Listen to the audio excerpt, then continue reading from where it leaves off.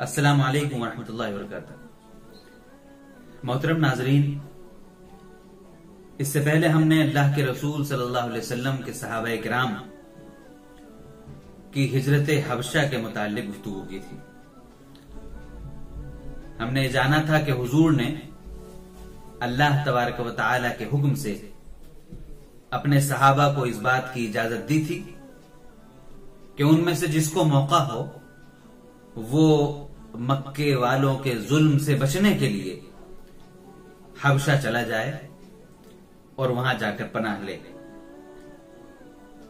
चुनांचे सहाबा किराम की अच्छी खासी तादाद ने हबशा की तरफ हिजरत की और फिर वो हिजरत किस तरह खत्म हुई ये बात की जा चुकी थी। हबशा से हिजरत जब खत्म हो गई और मुसलमान जो हबशा में थे उनकी बड़ी तादाद दोबारा मक्का मुकर्रमा में आकर मक्के वालों के मजालिम का शिकार होने लगी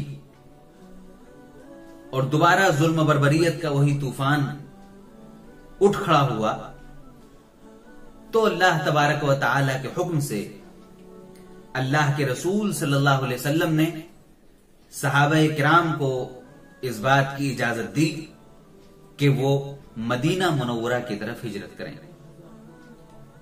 उस वक्त मदीना मुनव्वरा का नाम यसरिब था।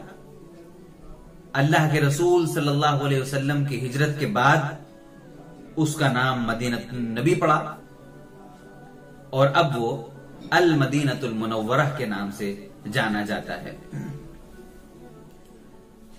सहाबा किराम ने अल्लाह के रसूल सल्लल्लाहु अलैहि वसल्लम से इजाजत हासिल करके मदीना मुनव्वरा की तरफ हिजरत शुरू की और जब जिसको मौका मिलता गया वो हिजरत करता गया। आखिर में अल्लाह के रसूल सल्लल्लाहु अलैहि वसल्लम ने हजरत अबू बकर सिद्दीक रज़ियल्लाहु ताला अन्हु के साथ मदीना मुनव्वरा हिजरत फरमाई। 3 दिन में आका का सफर तय हुआ और आप मदीना मुनव्वरा पहुंचे। मदीना मुनव्वरा पहुंचने के बाद 2 काम अल्लाह के रसूल सल्लल्लाहु अलैहि वसल्लम ने खुसूसी अहमियत के साथ किए। आमतौर पर उन दोनों कामों पर खास तवज्जो नहीं दी जाती, लेकिन उन कामों की अहमियत उस जमाने में भी थी और आज के जमाने में भी उन दोनों कामों की बहुत ज्यादा अहमियत है। पहला काम अल्लाह के रसूल सल्लल्लाहु अलैहि वसल्लम ने यह किया कि मदीना मुनव्वरा पहुंचने के बाद आपने अपने साथ आने वाले मुसलमानों और मदीना मुनव्वरा में जो मुसलमान क़याम पजीर थे, जो पहले से मुसलमान थे, उनके दरमियान भाईचारा कराया, मुआखात कराई, यानी एक को दूसरे का भाई बनाया। एक मुहाजिर को हुजूर बुलाते जो हिजरत करके आते थे, एक अंसारी को बुलाते थे जो मदीना मुनव्वरा में मुसलमान थे, वो अंसार कहलाए, गोया कि मददगार। एक अंसारी सहाबी को और एक मुहाजिर सहाबी को बुलाते थे और उनको भाई भाई बनाते थे और फरमाते थे कि आज से तुम दोनों भाई हो। यह काम हुजूर ने इसलिए किया था ताकि बाहर से आने वाले और यहां के असली शहरी इन दोनों के दरमियान कोई टकराव न हो। जैसा कि हम आजकल देखते भी हैं कि एक इलाके से दूसरे इलाके में जाने वाले, एक शहर से दूसरे शहर में जाने वाले, एक सूबे से दूसरे सूबे में जाने वाले और एक मुल्क से दूसरे मुल्क में जाने वालों के साथ सौतेला बर्ताव किया जाता है। इस चीज को खत्म करने के लिए अल्लाह के रसूल सल्लल्लाहु अलैहि वसल्लम ने मदीना मुनव्वरा में रहने वाले मुसलमानों और मक्का मुकर्रमा से हिजरत करने वाले मुसलमानों यानी अंसार और मुहाजिरीन के दरमियान मुआखात करा दी, भाईचारा करा दिया और आपस में उन लोगों को एक दूसरे का भाई भाई बना दिया।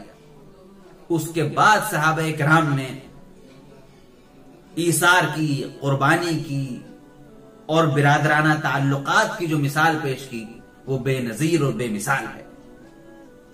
सहाबा किराम ने, अंसारी सहाबा जो थे, उन्होंने अपने खेत खलियान, अपनी जायदादें, अपने घर बार, हर एक में अल्लाह के रसूल सल्लल्लाहु अलैहि वसल्लम ने उनका भाई जिसको बनाया था उनके लिए उन लोगों ने अपनी जायदाद में से हिस्सा बना दिया, अपने घरों में उसको बांट दिया, अपनी खेती बाड़ी, अपने कारोबार सब में उन्होंने हिस्सा बना दिया। कि अल्लाह के रसूल ने तुम्हें हमारा भाई बनाया है, अब तुम हमारे लिए सगे भाई उससे भी ज्यादा बढ़कर हो कि अल्लाह के रसूल ने तुम्हें हमारा भाई बनाया है, लिहाजा मेरी जायदाद भी तुम्हारे लिए हाजिर, मेरा घर बार तुम्हारे लिए हाजिर, मेरा कारोबार खेती बाड़ी सब तुम्हारे लिए हाजिर। दूसरा काम अल्लाह के रसूल सल्लल्लाहु अलैहि वसल्लम ने किया वो ये कि जब हुजूर मक्का मुकर्रमा से मदीना मुनव्वरा तशरीफ लाए, उस वक्त मदीना में यहूदियों का बड़ा कंट्रोल था हर चीज पर, सियासी तौर पर भी, माशी तौर पर भी, माशरती तौर पर भी, हर लिहाज से यहूदी मदीना मुनव्वरा पर गालिब थे। अल्लाह के रसूल सल्लल्लाहु अलैहि वसल्लम ने अब मुसलमानों और यहूदियों को टकराव से बचाने के लिए एक मुआहिदा किया। यह मुआहिदा मीसाक मदीना कहा जाता है, चार्टर ऑफ मदीना। इस मुआहिदे में अल्लाह के रसूल सल्लल्लाहु अलैहि वसल्लम ने मुसलमानों और यहूदियों के दरमियान आपस के ताल्लुकात किस तरह होंगे उसके उसूल, उसके ज़वाबित तय फरमाए और दोनों के दरमियान, मुसलमानों और यहूदियों के दरमियान यह मुआहिदा तय पाया। यह मुआहिदा इंसानियत का पहला बैनुल अक़वामी ताल्लुकात पर मुश्तमिल पहला मुआहिदा है। सन 622 ईस्वी में यह मुआहिदा तय पाया था। इससे पहले कोई ऐसा मुआहिदा इंसानी तारीख में नहीं मिलता जो दो कौमों के दरमियान और दो मजहब से ताल्लुक रखने वाले अलग अलग लोगों के दरमियान तय पाया हो और जिसमें एक दूसरे के आपस के ताल्लुकात पर जोर दिया गया हो।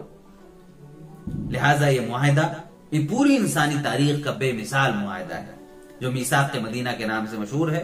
इस पर मुख्तलिफ उलमा और मुहद्दिसीन ने इस मुआहिदे की रोशनी में बड़े बड़े काम किए हैं और सीरत निगारों ने इसकी तफसीलात बयान की हैं। तो ये दो बड़े काम थे जो अल्लाह के रसूल सल्लल्लाहु अलैहि वसल्लम ने मदीना मुनव्वरा हिजरत फरमाकर आपने अंजाम दिए। मदीना मुनव्वरा में दाखिल होने से पहले अल्लाह के रसूल सल्लल्लाहु अलैहि वसल्लम ने एक जगह कयाम फरमाया था। वहां पर आपने एक मस्जिद भी तामीर की थी जो आज मस्जिद कुबा के नाम से मशहूर है। उस मस्जिद में 2 रकात नफल पढ़ने का सवाब एक उम्रे के बराबर है। उसके बाद फिर हुजूर मदीना मुनव्वरा अंदर तशरीफ लाए थे और फिर वहां पर आपने तशरीफ लाकर 2 बच्चों से, जो यतीम बच्चे थे, उनसे जमीन खरीद कर वहां पर एक मस्जिद तामीर फरमाई थी जो आज मस्जिद नबवी की शक्ल में हमारे सामने है।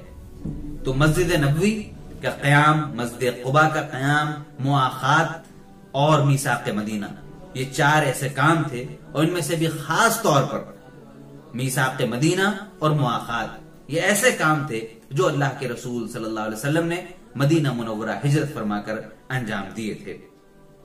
हिजरत के बाद मुसलमानों के लिए जिंदगी का एक नया दरवाजा खुल गया था और यहां से इस्लाम का एक नया आगाज हुआ था और इस्लामिक स्टेट, पहला इस्लामिक स्टेट वजूद में आ रहा था, पहली इस्लामी रियासत वजूद में आ रही थी। यही वजह है कि हजरत उमर फारूक रज़ियल्लाहु ताला अन्हु के दौर में जब इस बात की जरूरत महसूस की गई कि मुसलमानों का अपना एक कैलेंडर होना चाहिए, पर्सनल मुसलमानों का अपना एक इस्लामी कैलेंडर होना चाहिए, तो उसका आगाज कहां से करें, उसकी शुरुआत कहां से करें।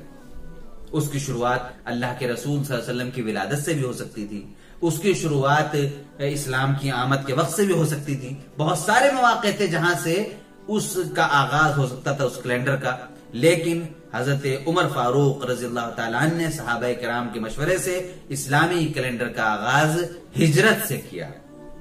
उसकी सबसे बड़ी हिकमत यही थी कि हिजरत के बाद इस्लाम के लिए एक नई दुनिया, नया आफाक और नया खुला आसमान मैसर इस्लाम को आ गया था, जहां से एक नई तारीख का आगाज हुआ। ऐसी तारीख जिसने सदियों तक पूरी दुनिया को अपने कब्जे में लिए रखा और आज भी किसी न किसी शक्ल में उसी के असरात पूरी दुनिया में आलम इस्लाम की शक्ल में पाए जा रहे हैं। इंशाअल्लाह बाकी बातें अगली वीडियो में करेंगे। अस्सलामु अलैकुम वरहमतुल्लाहि वबरकातुहू।